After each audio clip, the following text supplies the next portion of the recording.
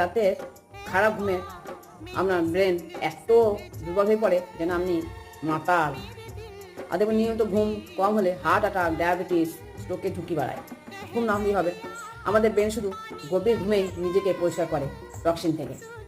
ঘুমের ঘাটতি ক্ষুধা হরমোন গোলমাল ঘটায় ও ফলে ওজনও বাড়ে।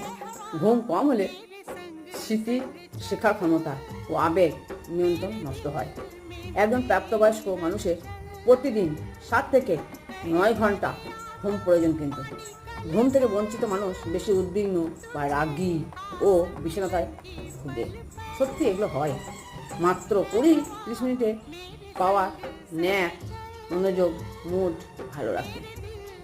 স্কিনের নীল আলো ব্রেনকে ভাবে এখনো দিন ঘুম নষ্ট করে।